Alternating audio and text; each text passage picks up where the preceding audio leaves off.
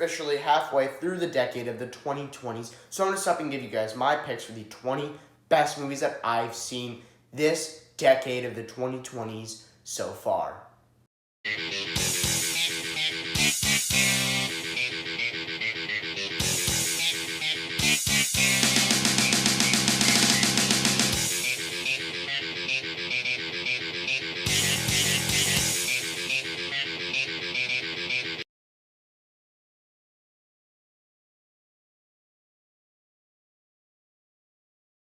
So yes, I'm going to be giving you guys my picks for the 20 best movies that I've seen this decade so far.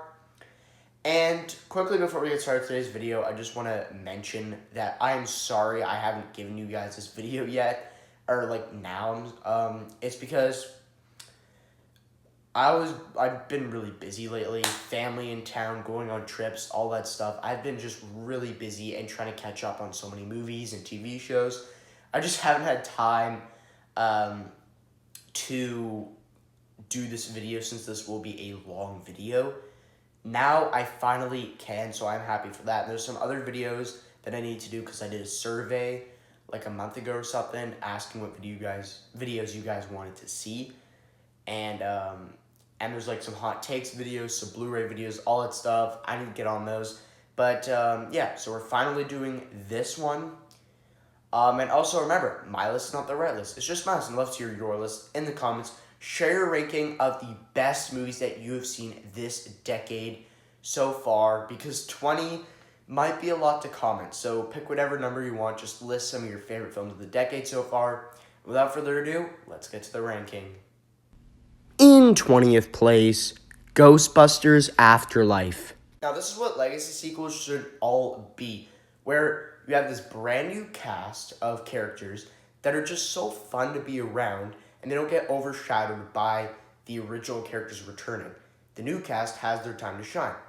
And it's just such a great new cast. We get McKenna Grace, Finn Wolfhard, Paul Rudd, just a great new cast. And they go through their journey from beginning to end. And then like about the final 10 minutes of the film, we get the original cast back from the original 2 Ghostbusters films. That is just how legacy sequels should do it. I wish they all did it like that. Obviously, it's not the best legacy sequel, but it definitely is up there. And this is just a movie I have a blast with from beginning to end. You get the scares, you get the comedy, you just get those chilling Ghostbusters moments that we just all love. And as a lover of this franchise, I had a blast with this film. In 19th place, Mission Impossible: The Final Reckoning.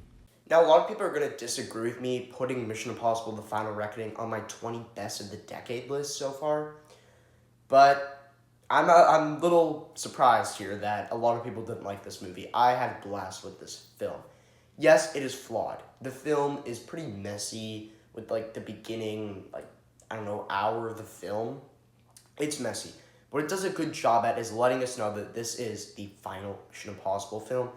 And it's going to be an emotional ride, and it is. And this film has like maybe 2 of the best stunts ever, with that submarine sequence, the biplane sequence. Both of those sequences, I was gripping my chair, my stomach was sinking, I was holding my breath, I was sweating. I was physically ill in the theater watching this movie. That's how intense it is. Like, it is very intense stuff. And yeah, the action, disappointing stuff. The acting was great and all, but the stunts just carry this film all the way. So overall, I think it is an awesome Mission Impossible film. In 18th place, Transformers 1. Now, I remember when the trailer first came out with this film, and everyone was trashing on it, saying it's going to be a terrible film. And then the film came out in theaters, and this film was just absolutely incredible. The animation is out of this world, and when Megatron saves Optimus Prime, he's grabbing up and then realizes, or like says, "I'm done saving you," and just drops Optimus Prime, or Orion Pax, down in that cave, and he becomes Optimus Prime. My stomach sank. I felt like I was just dropping on a roller coaster. Like, I just could not believe what I was watching there. And it sucked, because throughout the film, they were like basically brothers, and then by the end, they're just enemies. So it was just, it's an emotional film that will at one point get you laughing, and yeah, and then the next it'll get you crying and angry. So This film is a mixed bag of emotions, but still, this film is just absolutely incredible and by far one of the best Transformers films. In 17th place, The Wild Robot. Now, this could go down as history as one of the best animated movies of all time. This film visually is stunning. The entire movie, from beginning to end, is a piece of artwork. I would hang the entire movie, like pictures of the entire film on my wall. Like, the film is literally visually, like, out of this world, stunning. There is some very emotional moments. Like, I was crying a lot in this movie and also laughing a lot in this movie. And it's just a really good, like, kind of teaching parenting, even though I'm literally a teenager, but still, it kind of inspires me to be a parent. I don't know if it's kind of a weird thing to say, but still, it does. And or it'll inspire you to like be a better parent or whatever, and like tell you that sometimes you gotta say goodbye to your kids and let them go off to college and all that stuff. Like, it's just a very good movie that sends out a great message to parents. And it's not only that, it's a kids movie, and also it's a very emotional ride that will get the waterworks going. In 16th place, Superman. Now, to a lot of people, including me, this is the Superman movie we've always wanted. Even though I loved Man of Steel, I thought it was a really solid film. This film is better for several reasons. One, it's not as dark, but also Superman is weaker now. It's kind of like the Batman, where we have a weaker Batman here, and we have a weaker Superman here. Like, not a weaker Superman movie, a weaker Superman here. And he's one of those people who are, like, he saves a squirrel. He saves everybody, or tries to, and he just doesn't like death on his hands. We get a stacked cast. We get Nicholas Holt's Lex Luthor. The acting is just incredible. We get some awesome action, and this film is just, like, awesome. I just wasn't a fan of all the jokes in this film because there's so many, but still, the jokes did land. I laughed a lot, I'll admit it. And we also get, like, Mr. Terrific and stuff in here. So this film, overall, is just a Superman movie we've all wanted, and it's finally here, so give us a sequel. In 15th place, Civil War. I'm not even joking when I say this might be one of the most intense movies I've ever seen in my life. And I'm not a huge war guy, but this movie really got me fascinated with war. This film is very extremely gory and violent, and putting the battle sequences and stuff in the perspective of the photographers was just a great idea. I didn't think that could work. It 100% does. At first, they're just witnessing other people being killed and tortured, and then eventually they become the ones that start dying and being tortured. We get some cool, like, chase sequences, them getting kidnapped, and start, like, a group of the people start dying one by one, and you care about the characters and stuff. Like, I don't know how they do it, but it is just so intense. Like, for a second there, I watched and I was like, is there a war going on? I really hope there's not, because this film is just so intense, and it really, like, pulls you in. Like, I thought I was actually there with the characters witnessing this war. It just does a great job at that. And, yeah, this is a hard movie to watch, but it is still an amazing film. In 14th place, The Suicide Squad. Now, I absolutely hated the 2016 Suicide Squad. That is, like, maybe one of the worst movies I've ever seen. But this movie is just incredible. The film visually is stunning. The characters, at first, they're just a bunch of brats and stuff. But then, by the end of the film, you care about them, you love them.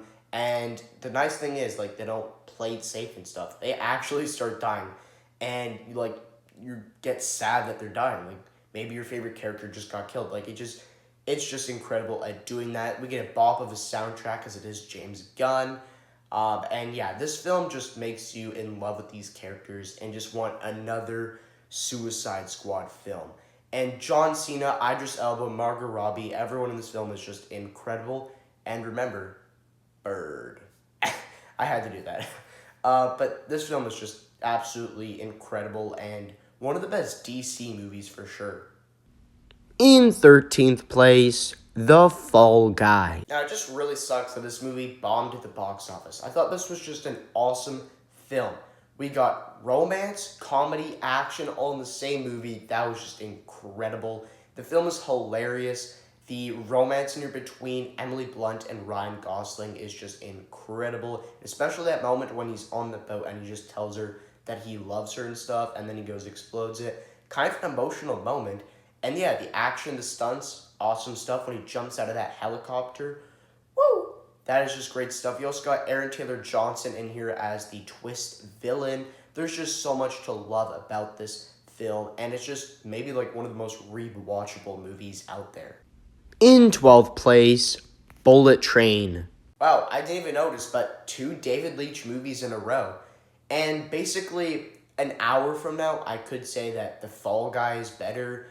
But as of right now, I'm saying Bullet Train. But they're just such switchable movies. And they're basically like, I would give them the same rating, like an 8.5 out of 10. But as of right now, again, going with Bullet Train. And I think this is a hot take that I love this movie because it got a bad score on Rotten Tomatoes, I'm pretty sure. And it only made like 200 mil at the box office. So, but anyway, I think it's a hot take, but whatever. I'm not going to hide it. Love this movie. Brad Pitt is cool as hell in this movie. We get the iconic duo between Lemon and Tangerine, between Aaron Taylor Johnson and Brian Tyree Henry. We get Sandra Bullock in here. So we got a great cast. The action is just so much fun since it is more grounded and it's a one-location action film. But I'm learning to appreciate those films, kind of like Die Hard, and it's just awesome. Just love the action. The film is absolutely hilarious. We get some really fun cameos in this film. There's just so much to love about this film. And it's just like a movie that you'll have a blast with from beginning to end. It's impossible to get bored from this film. Coming in 11th place, Deadpool and Wolverine. Now, this is by far one of the most fun MCU films, and it is the first rated R MCU film. And yeah, this movie does not hold back on the violence, the swears, all of it. It is there. And in my opinion, it is the best Deadpool film. And we get the return of Hugh Jackman's Wolverine. And we have all these cameos and stuff. Like, this is just basically a love letter to the Fox and the Fox Studios. And yeah, I absolutely love this film. And yeah, if you want to call it nostalgia bait or whatever, sure, go ahead, but get out here with that. Don't talk about it in my house because this film is just awesome. And I will say that about a lot of these films, that they're awesome, amazing and stuff. I'm going to run out of words to say about these movies, but yeah, so I'm going to repeatedly say these words. But the film is awesome, and it's just so much fun. In 10th place, Sinners. Now, Sinners is just a special movie. I absolutely love this film, and like I've said about almost every film on this list so far, I love it. But this film is just really special. It's filmed on IMAX cameras, so it has this rich feel to it. It looks amazing. The acting is incredible. Michael B. Jordan is playing twins. You got this one angry, violent one. Then he's got this one that's more of a jokester. He just is great at that. We got Haley Steinfeld, who's just fun. We get introduced to this other guy, I forget his name, but this is his debut film. He's the guy who sings, and his voice is just incredible. He should sing more and act more in other films.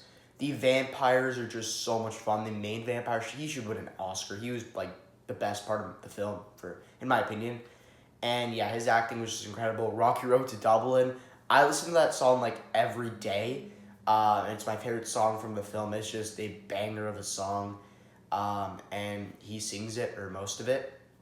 So, yeah, he's just incredible voice, and he's just incredible acting. I would like to see him in more movies. And yeah, we get a banger of soundtrack in here. The score is just unbelievably great.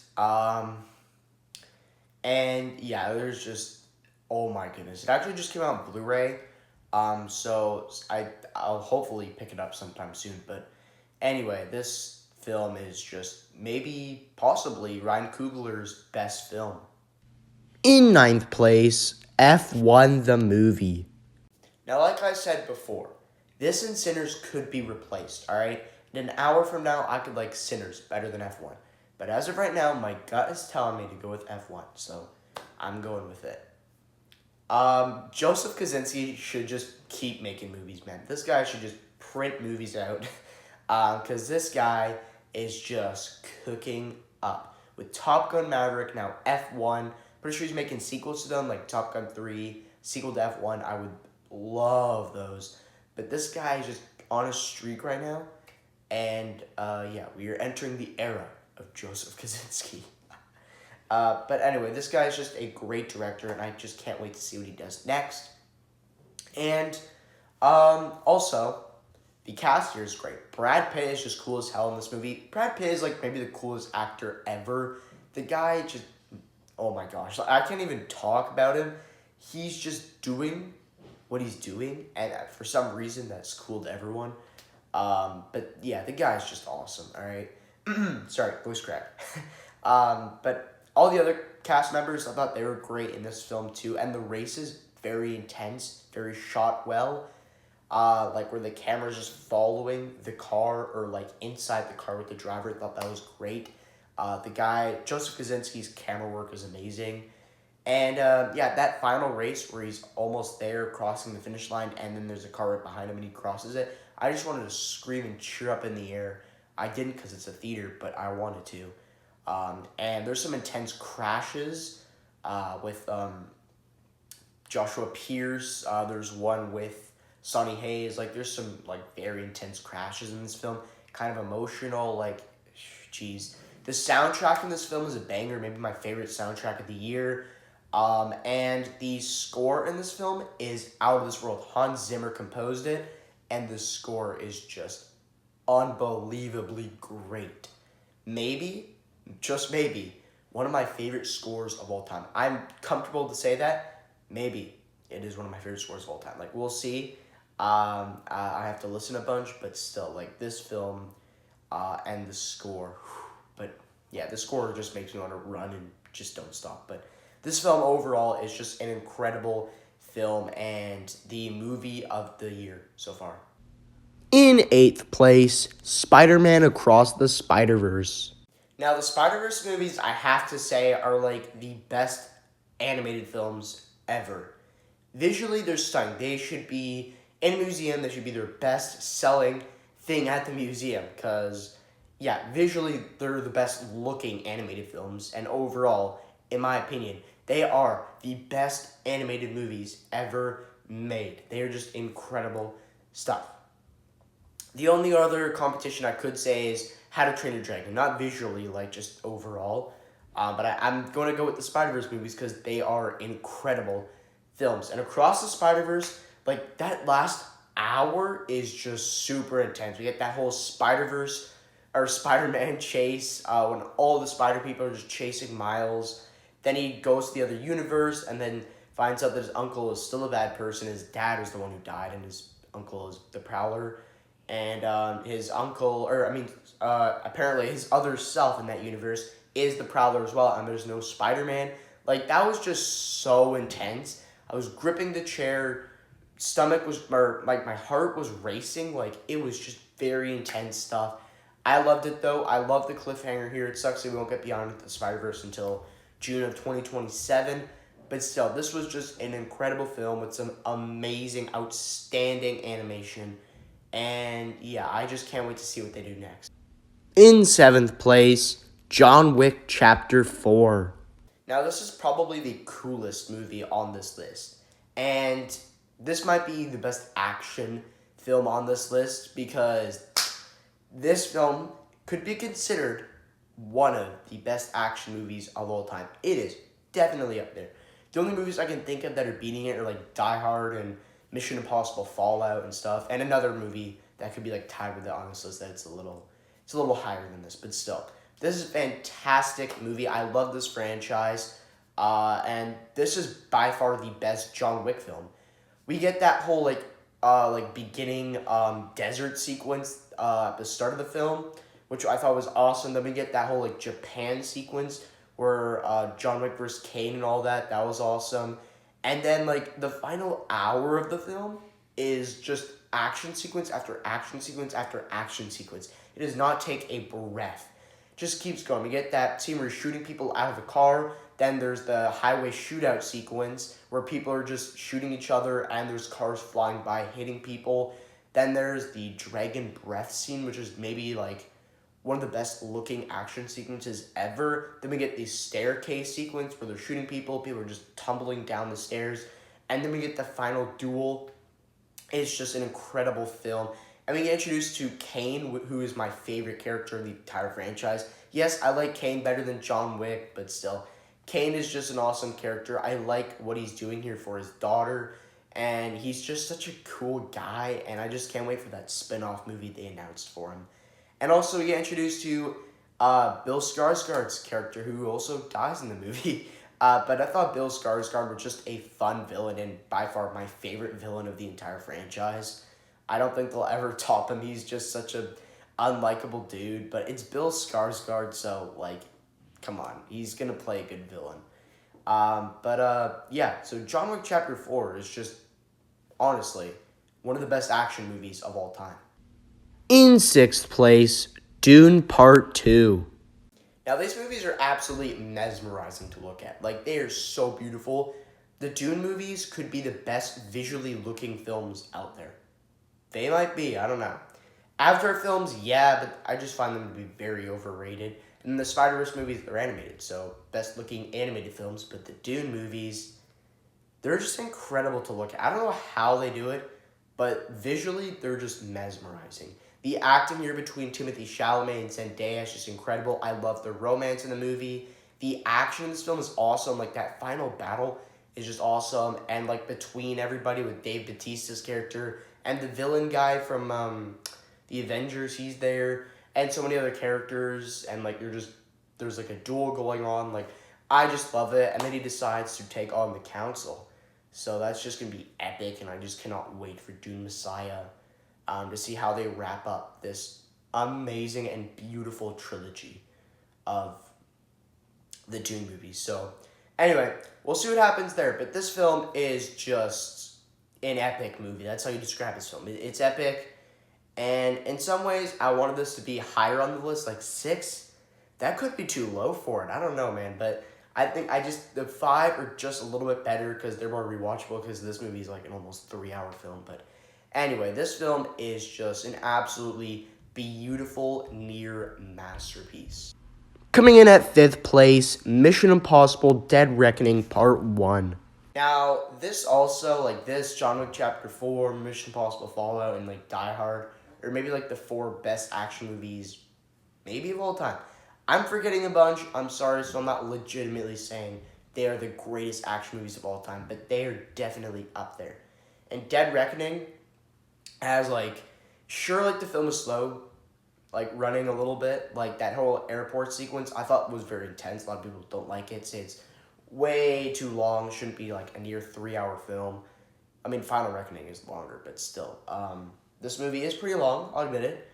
But still, every, like, set piece will have an action sequence in it. We get that beginning desert sequence with Ilsa Faust and, obviously, Ethan Hunt. We get, the airport sequence with the bomb and everything. I thought that was very intense. We get that whole car chase. You gotta have a car chase in a Mission Impossible film. That's what we get. And then we get that whole fight sequence between Gabriel and Ilsa, and that, like, whole, like, party sequence. And then we get the train sequence and the dirt bike jump sequence at the end of the movie. Like, this movie has so many action set pieces, and it's just an awesome film. The only problem I have with it is they killed off Ilsa Faust, who's my 3rd favorite character in this entire franchise. 3rd, I was so pissed when I saw that they killed her off. So, yeah, but still, great movie. We get the White Widow, she's back. Vanessa Kirby, she was really good here. And there's just so much to love here. Gabriel, I thought he was a great villain, and I love, like, the whole mystery of the entity. I don't think it was really answered that greatly in Final Reckoning, but this is definitely one of the best setup films ever, and still, we get a lot answered in this movie as well. I just wish we got more of, like, Gabriel, like, learned more of him, but I thought he was a very interesting villain here. In 4th place, Spider-Man No Way Home. To this day, I still hear people saying that this movie's nostalgia bait, and oh yeah, the first half of the film is very messy and stupid, I still hear that. And it annoys me that I still hear that stuff. But I do. And a lot of people do that because they did not see the movie in theaters. They watched it at home like, oh yeah, this sucks. Oh yeah, all this, blah, blah, blah. Well, yeah, if you didn't see it in theaters, then you're not going to get the same magic. This movie is an event when it came out. It was. So if you didn't see it in theaters, I feel so bad for you because you just had to see this movie in theaters. Seeing Toby and Andrew back and seeing the three Spideys swinging together on the big screen was one of the biggest movie events of our lives. Along with like Avengers Endgame or whatever, and a couple other films. But still, if you didn't see this movie in theaters, then I just feel really bad for you. But yeah, a lot of people complain about that because I didn't see it in theaters, so it just really annoys me that they do that. And yeah, some people see it in theaters and they're like, yeah, it's good, and then after they watch it at home, they're like, it's not the same. Well, yeah, no, it's not the same. You can't watch it in theaters all the time. Like, you see it once, that's the event, then you watch it again. For me, it still holds up. And I always, if I watch it up, like, with a grin on my face, and then I watch it and my smile just goes up. I said that really wrong, but that happens when I just see all the Spideys together, so. This film is just, like, so much fun. It's just so much fun. I just love this film. And I don't think we'll ever really get a movie like this again. Like, yeah, Deadpool and Wolverine you could put up there, but still. This movie was like a once-in-a-lifetime movie, so I'm going to say this again. You should have saw it in theaters if you didn't. In third place, The Batman. For those of you who don't know, Batman is my favorite comic book character of all time. A lot of people grew up watching Superman or Spider-Man. For me, I grew up watching, like, The Dark Knight, Batman Begins, all that stuff. Batman was just my favorite character. And this movie was just incredible. We finally got that detective Batman that we've always wanted. And originally we thought it was going to be like an emo Batman with Robert Pattinson. No, Robert Pattinson rocks as Batman. He is incredible. I don't know if he's better than Christian Bale, but he is right up there. That guy is just amazing as Bruce Wayne / Batman. And yeah, he just did such a great job. And Paul Dano's Riddler, that guy is just so creepy. It feels like a Saw movie. He feels like Jigsaw, like all these traps and stuff with killing people. Catwoman, she's great in here. Colin Farrell's Penguin. There's just cheese. Like, the cast is stacked here, and it's just incredible stuff. The relationship, like the bromance between Bruce Wayne and Gordon. Like, this Gordon's probably the most fun Gordon, because, like, him and Batman go on a lot of missions together, whereas, like, the Gordon from, like, The Dark Knight or J.K. Simmons one in the DCEU, where he's just, like, at the cop station, tells Batman stuff, and then Batman goes and does it. Like, this Gordon, we got, like, a little bromance here, and I love the romance between Catwoman and Batman here. There's just cheese. I want part 2 right now. But we have to wait till 2027, which sucks. But, hey, that's life. Let's just let Matt Reeves cook up. My runner-up, Guardians of the Galaxy Volume 3. Now, in my opinion, this is James Gunn's best movie. He really just knows how to send a group of characters that we fall in love with off into the sunset. Because that's what he does here with the Guardians. The film is a very emotional ride. Like, this is one of the most saddest movies I've ever seen in my life. And he somehow manages to do, like, all this sadness stuff with Rocket and everything with the comedy. So, like, 1 second you'll be, like, laughing and just, yeah, dying of laughter, and then another second you'll be bawling your eyes out. That's what this film does, and it's still great. Like, I just love this film. I remember seeing it in theaters and how devastated I was, not because of the movie itself, like, just because of, like, all the emotionalism things in here, but, yeah. There's just really some iconic moments in here. This is by far one of the best MCU films. Maybe the best. I need to rewatch all the MCU films, really, but the Infinity War and Endgame. Need to rewatch those, but If this isn't the best MCU film, it is like top 3 for sure. And this film is like so close to being like a 10 out of 10 masterpiece. It's not quite there. There's nothing wrong with it. This is a perfect film. But there's one ahead of it that it actually is a 10 out of 10 masterpiece. But this film is just a fantastic send-off to our Guardian. But in first place, Top Gun Maverick. Not only is Top Gun Maverick my favorite movie of the decade so far, it is one of my favorite movies of all time. It is a 10 out of 10 masterpiece, and it's the only masterpiece I would call that I've seen this decade so far. This is the only one I would call a masterpiece, so that's not really the greatest there. We want some more, but still. Top Gun Maverick, oh my gosh, it is a mixed bag of all the emotions. It'll make you laugh, it'll make you cry, it'll make you cheer up in the air. This film just knows what it's doing. And yeah, we get a good romance here between him and Penny here. We get a great cast of like Glenn Powell's Hangman. We get Miles Teller's Rooster. We get Bob, played by Lewis Pullman. We get a stacked cast here, and I just want to see Top Gun 3. It was announced, and I really hope Joseph Kosinski can put out Top Gun 3 within the next couple of years, because a trilogy would just be awesome. What do you think, guys? But that is it. That is my ranking of the 20 best movies that I've seen this decade so far.